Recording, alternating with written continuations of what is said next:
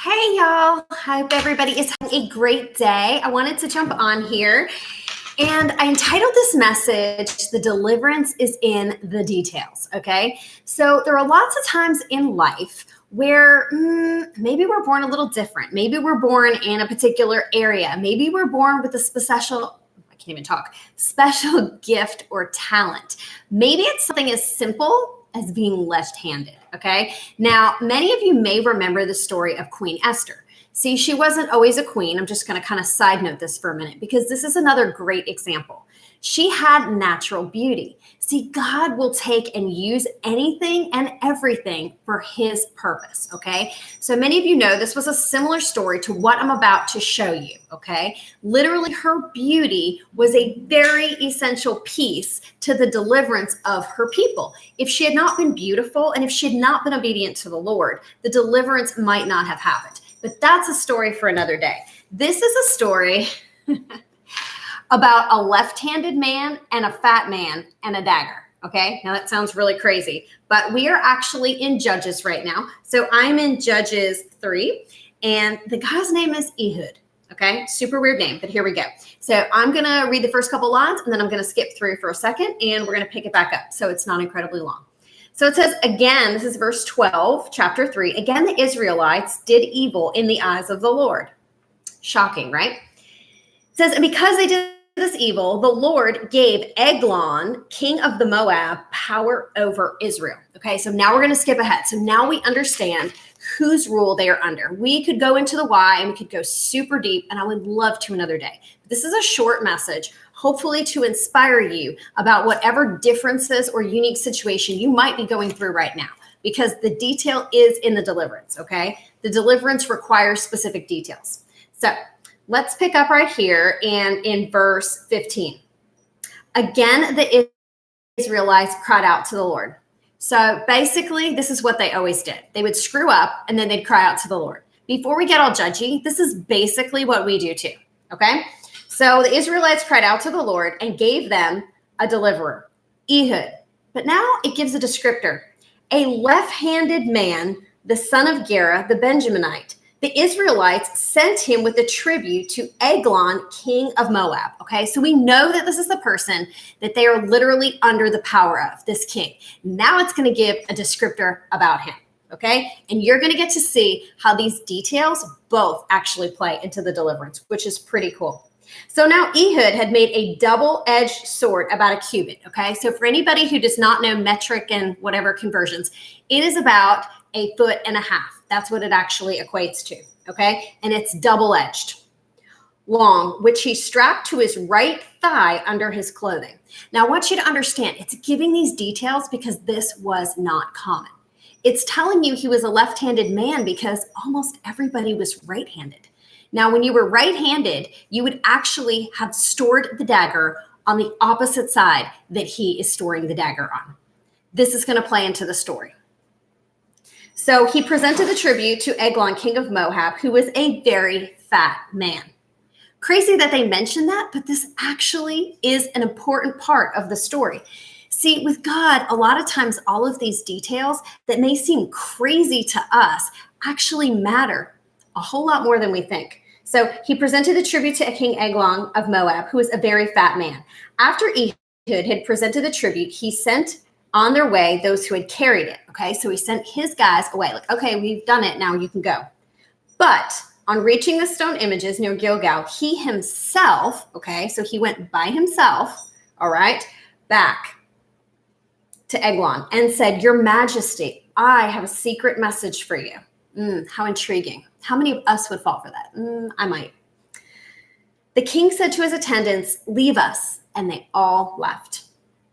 Ehud then approached him while sitting alone in the upper room of the palace and said, I have a message from God for you. Okay. As the king rose from his seat, Ehud reached with his left hand, see, here it is, with his left hand and drew the sword from his right thigh. See, not where they would have checked him for a weapon, and plunged it into the king's belly. Even the handle sunk in after the blade, and his bowels discharged. Kind of gross, right? But this all plays into the deliverance. Ehud did not pull the sword out, and the fat closed over it. Pretty gross. Then Ehud went out onto the porch. He shut the doors of the upper room behind him and locked them. After he had gone, the servants came and found the doors of the upper room locked. They said he must be relieving himself, which was a nice way for them to say using the bathroom. So what's the point? Here's the point. We all have different unique things about us. Maybe it is being left-handed. Maybe it is a certain gift or talent or something God has specifically gifted you in. Maybe it's a quirky little feature. Maybe it's where you live. Maybe it's what you love. Maybe it's the people you're surrounded with. I don't know. Maybe it's even how you look, how you speak. I have no idea. But God gives us different things that he can actually use as part of our deliverance. You see, the detail is in the deliverance, because if this man had not been left-handed, right, they would have found the dagger. But see, the guards were trained to pat everybody down a certain way, and almost everybody was right-handed. That is how they missed it. See, this king was so obese, okay, that when the dagger went in, it literally didn't come out and his bowels discharged.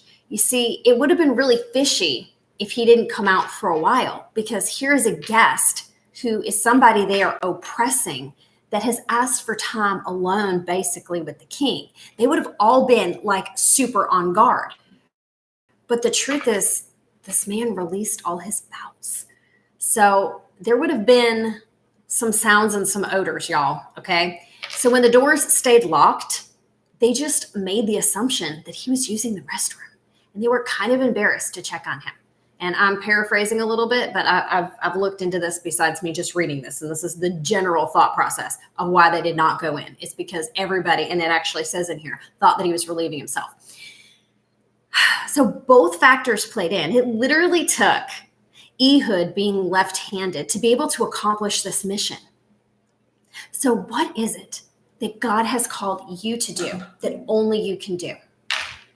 What has he put in front of you that is specifically for you at this time?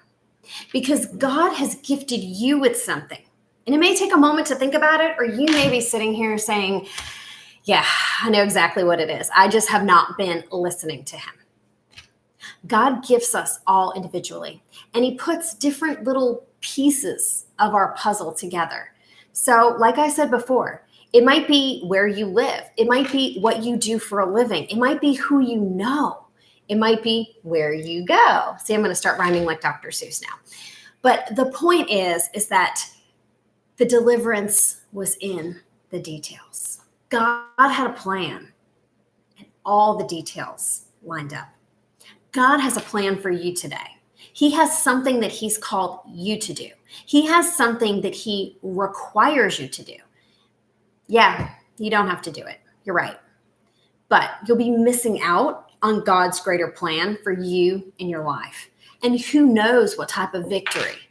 You might not even be something that you see. It could be winning one of your children's friends to Christ, and you might not even know it for another 10 years.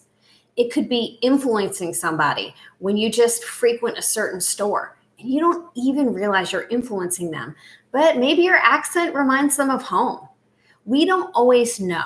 We don't always get to know this side of heaven, exactly how God is using us. But I promise you, you are unique. You are different. You are built with a purpose. See, the Lord formed you together inside your mother's womb, and he already had a plan and a purpose for you from the moment you were conceived. So I just want to encourage you today. Think about it, because the deliverance is in the details. Sometimes it's your deliverance. Sometimes it's somebody else's.